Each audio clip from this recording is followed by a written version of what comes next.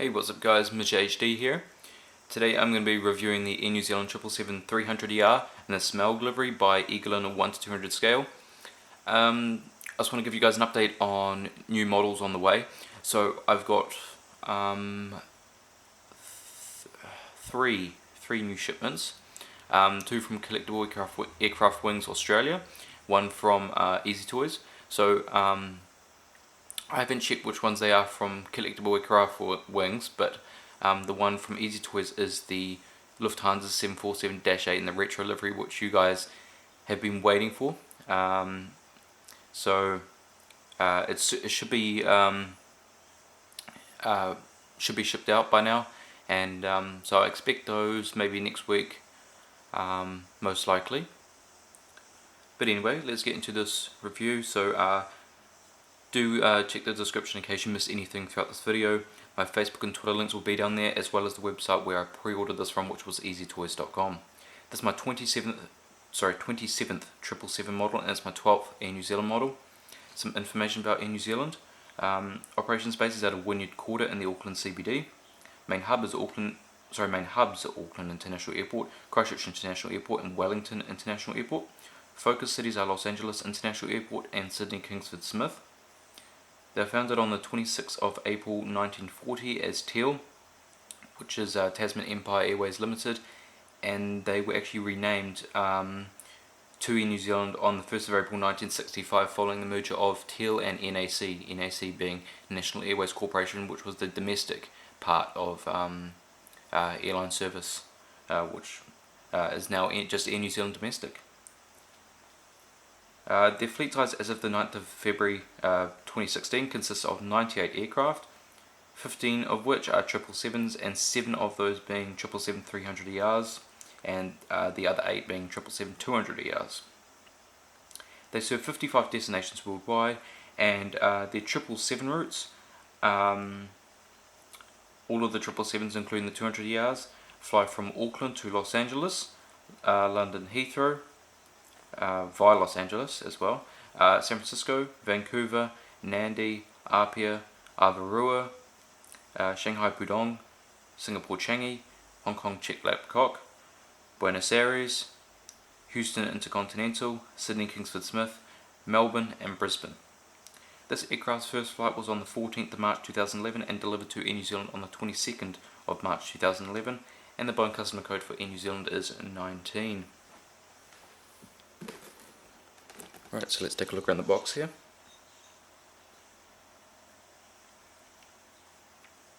Air New Zealand, the airline of Middle Earth, registration number, picture of the aircraft, Boeing 777, Eagle logo, and scale 1 to 200. On the back, registration, New Zealand again.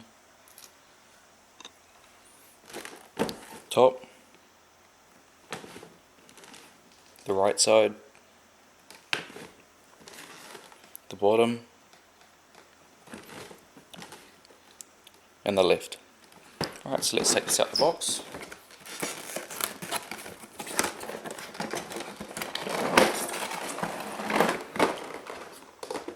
And of course, as with these Eagle models, they come in plastic.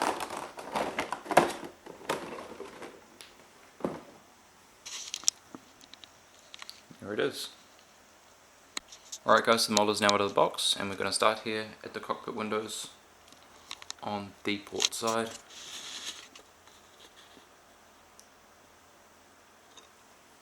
Alright, so there we have the cockpit windows, pitot tube, static ports. It's very, very detailed up front, I have to say. Star Alliance logo, because Air New Zealand are a member of Star Alliance, which is a group of 27 airlines. Part of the registration there on the gear door, KO. I'm going to tell you right now, it's wrong. Not the registration number, but the actual colouring. It used to be blue. It's actually black now, because the colours of Air New Zealand are just typically black and white. So it's actually meant to be black. But I mean, it's only very small. There is one other issue with the registration at the back, the same issue. but I guess, you know, they took that from the previous livery. Alright, right here we have the dragon, Smaug. Of course this is from the movie The Desolation of Smaug, so there you can see his eye and his head. Got the Hobbit, The Desolation of Smaug. On the aircraft. It's actually quite nicely detailed for an Eagle model. In New Zealand, the Airline in Middle Earth.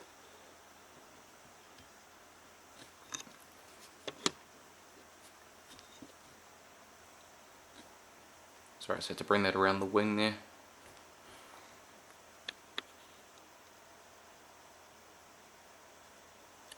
Right here we have,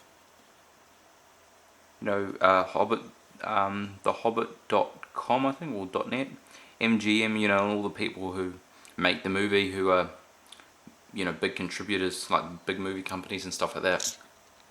So that's all on there.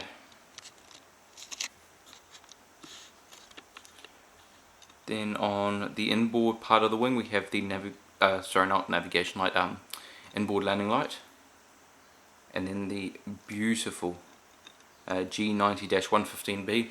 These are slightly smaller than JC Wings and Gemini Jets, and also the inside, inside diameter is smaller than it should be. But fan blade spin, we've got the engine strake there on the inboard of the engine nacelle, and this one also spins. When you get these, they are kind of stuck to the, don't worry, it's not breaking, they are kind of stuck to the piece here, so you have to sort of push them back and then they'll spin, as you can see there. So all I did was push it back, I didn't break it. That crack was probably, it was painted, and probably the paint just stuck the two pieces together, and all I did was crack the paint. But you can't see the paint anywhere. That's just a little heads up, you know, if they don't spin, they do spin, just got to push them in, just use a bit of force to crack it. And then we have the navigation light and strobe light. Back to the fuselage, you've probably seen that. And then we have again the blue lettering, ZK-OKO, or Zulu Kilo Oscar Kilo Bravo. It's no Bravo, Oscar again. I'm thinking Bravo. It's not 777-200ER. Then we have the New Zealand flag, because New Zealand is the national flag carrier of New Zealand, and on the tail we have the koru, the logo of Air New Zealand,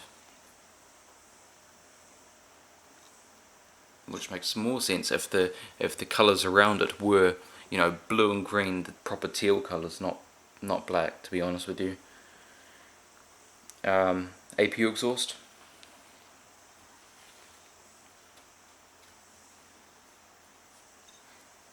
And now on the starboard side, we got cockpit windows, pitot tube, static port, Star Alliance logo, part of the registration on the gear door. We got Smaug there and the front cargo container door. Hobbit titles, inboard landing lights, and the beautiful G90 engine.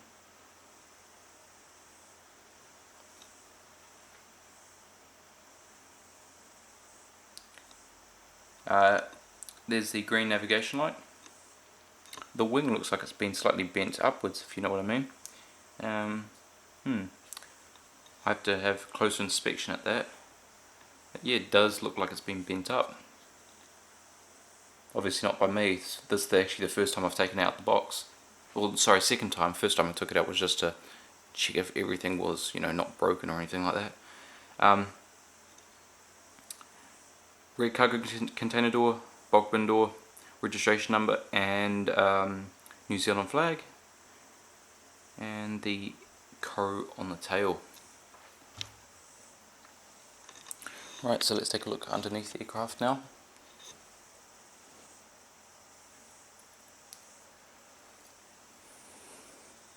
Alright. So we have the nose gear and the gear door.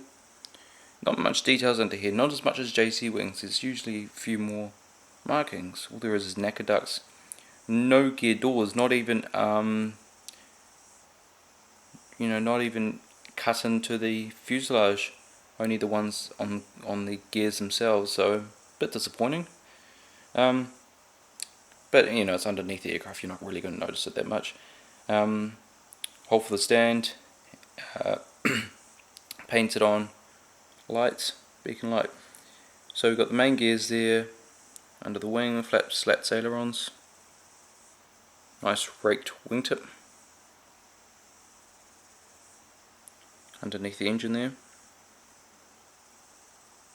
Same on this side, but with the registration number.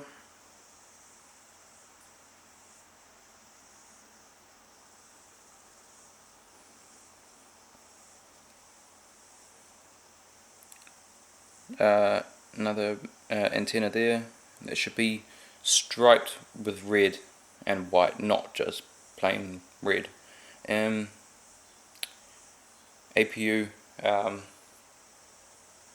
doors, access. Not having a good day today. Forgetting a lot of things. Anti-collision light, antenna. Overwing emergency exits, flap slats, ailerons and spoilers.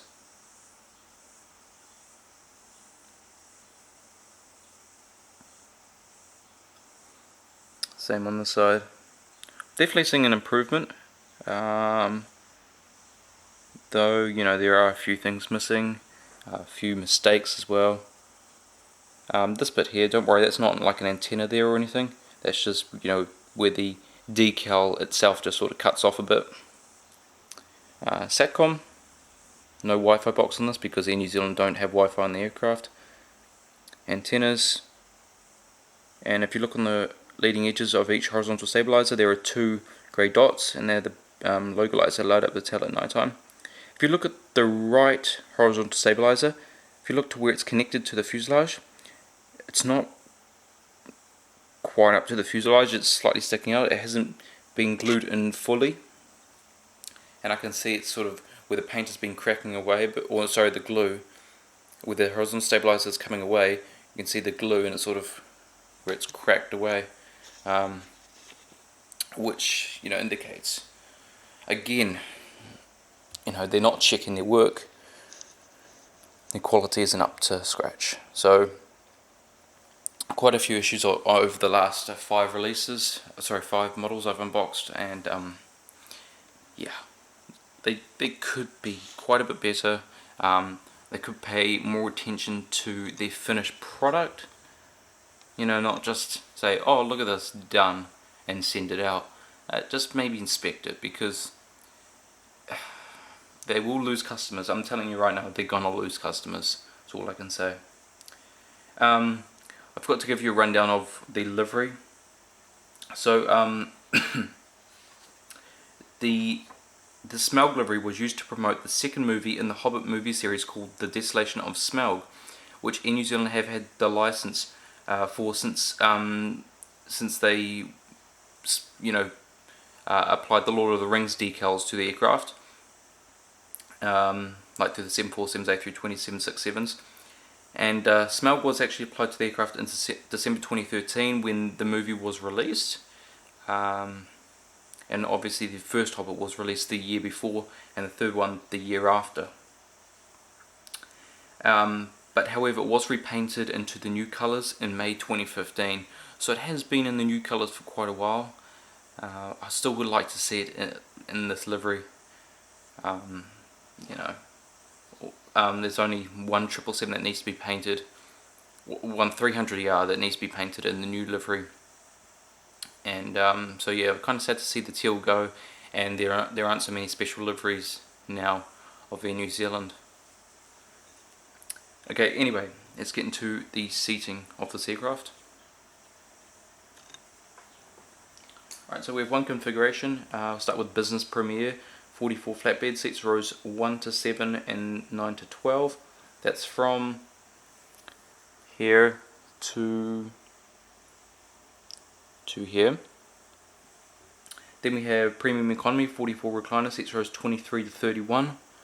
That's from here to I think here, and then here to here is All Economy, which is 244 seats, rows 34 to 60. That's a total of 332 seats, and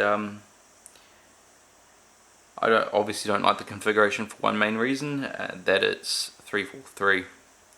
Trust me, I mean, it's not good at all, especially if you're on your, like I was myself a few years ago. I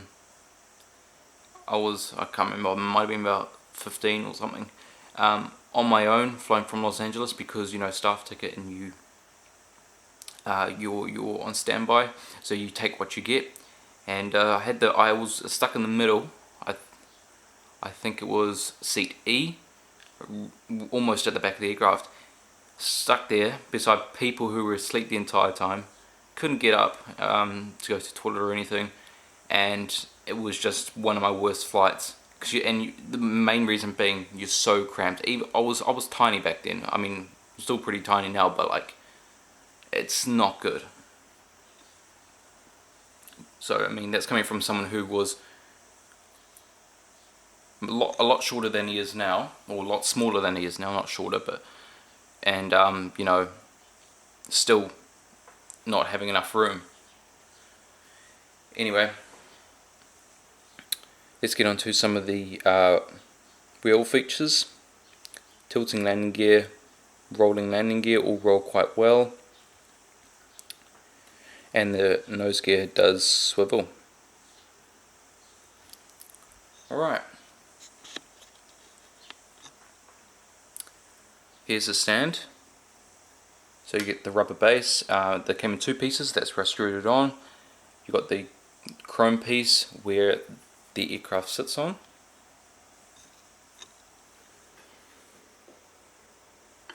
and there we go, it sits nicely on the stand right there.